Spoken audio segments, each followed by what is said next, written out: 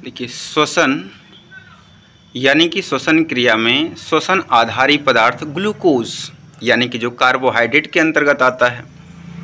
अब ये जो ग्लूकोज है, ये ग्लूकोज C6H12O6, तो ये प्रक्रिया कोशिका द्रव्य में यानी कि ग्लूकोज कोशिका द्रव्य में पहुंचता है और वो दो मॉलिक्यूल यानी पायरुविक अम्ल के दो अणुओं में बदल जाता है, यानी CH3COCOOH यानी पायरुविक अम्ल का दो अणु बनता है और ग्लूकोज का पायरुविक अम्ल में बदलना ग्लाइकोलिसिस कहलाता है।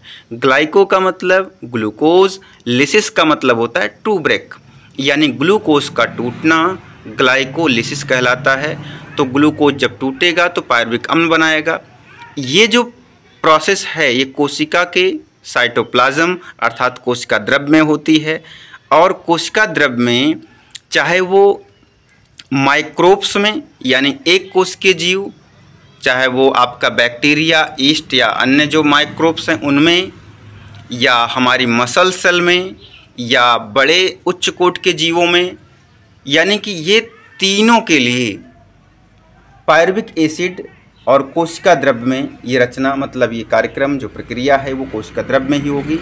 अब पहला स्टेप देखते हैं, यानी कि पहले स्टेप में क्या है, ईस्ट बैक्टीरियल सेल या फिर माइक्रोब्स कह सकते हैं, यानी सूक्ष्म जीवों में जो श्वसन की क्रिया होती है वो आप देख पा रहे होंगे एब्सेंस ऑफ ऑक्सीजन, यानी ऑक्सीजन की अनुपस्थिति में जो क्रिया होगी उसको बोलेंगे हम लोग एनएरोबिक रेस्पिरेशन यानी कि अनाक्षी श्वसन।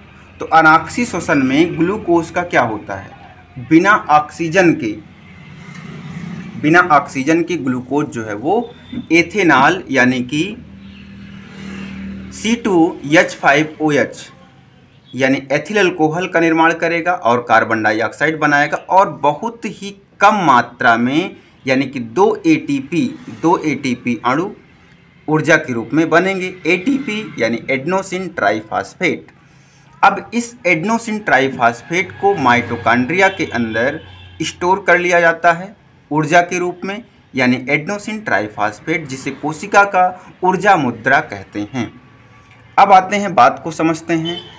जब दूसरी बात यह है कि हमारी मसल्स में, मांसपेशियों में क्रैम्प आता है, अकड़न जकड़न हो जाती है, तो वो कैसे होता है, यानी कि हम ये कह सकते हैं जब हम कभी बहुत मेहनत का काम करते हैं, यानी तीव्र शारीरिक फंक्शन जब होता है हमारे शरीर में, तो वहाँ पर क्या होता है, कोशिकाओं को अधिक ऑक्सीजन की ज़रूरत पड़ती है और हम लोग को क्या होता है वो ऑक्सीजन प्रॉपर नहीं मिल पाती है, तो कोशिकाएं क्या हो जाती हैं, अकड़ जाती हैं।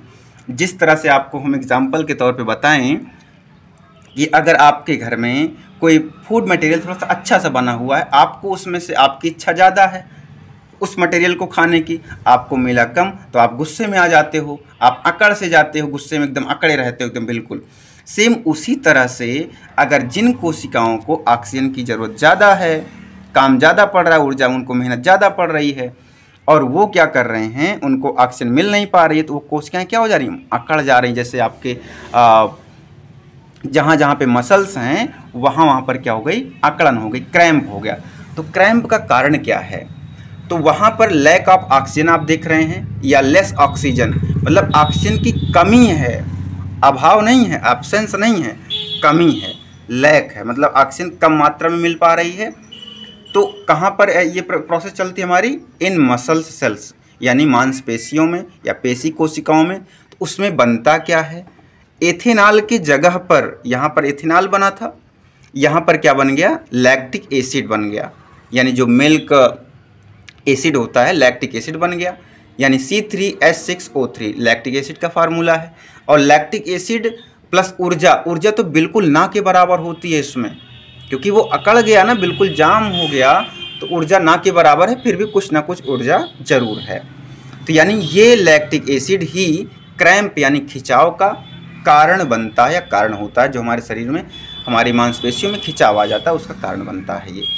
इसके बाद जो उच्च कोटि के हायर एनिमल्स हैं उनमें क्या होता है कि ग्लूकोज ऑक्सीजन की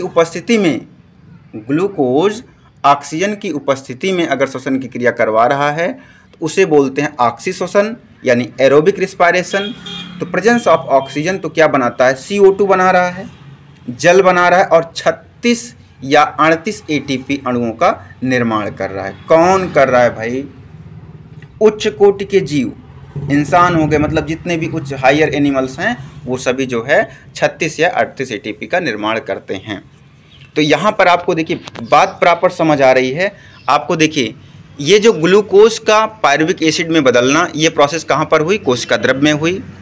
यानी यहाँ पर ऑक्सीजन की कोई ज़रूरत नहीं होती, ग्लाइकोलिसिस में ऑक्सीजन की कोई आवश्यकता नहीं होती है, ठीक है। और ये प्रोसेस यानी कि यहाँ पर आप देख पा रहे हैं जो ये प्रोसेस कहाँ पर होती है, माइटोकॉन्ड्रिया पर होती है, माइटोकॉन्ड्रिया के अंदर संपन्न होती है।